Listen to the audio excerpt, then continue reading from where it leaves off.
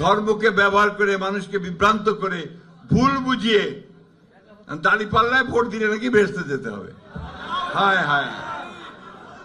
এবং ওই সময় যে আব্বাস ভাই বললেন যে কত মানুষ মেরেছে, আমাদের মা বোনদের কতজনের সম্ভ্রমহানি করেছে, কতজনকে পাকিস্তান হানাদার বাহিনীর হাতে আমাদের মা বোনদের তুলে দিয়েছে, সেই হিসাব আমরা ভুলি নাই।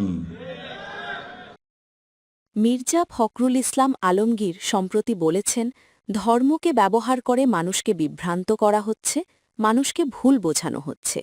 বলা হচ্ছে শুধু দাড়িপাল্লায় ভোট দিলেই বেহেশতে যাওয়া যাবে।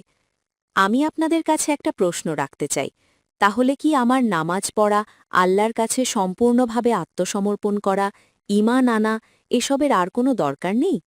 বন্ধুরা, আপনারা নিজেরাই চিন্তা করুন। আমাদের সমাজে এমন অনেক মানুষ আছেন যারা বিষয়গুলো ভালোভাবে বোঝেন, কিন্তু একটি গোষ্ঠী আছে যারা মুনাফিকির আশ্রয় নিয়ে ধর্মকে রাজনৈতিক হাতিয়ার বানাচ্ছে। তারা মানুষকে বিভ্রান্ত করছে, ভ্রান্ত ধারণা ছড়িয়ে দিচ্ছে। এটাই তাদের রাজনীতি।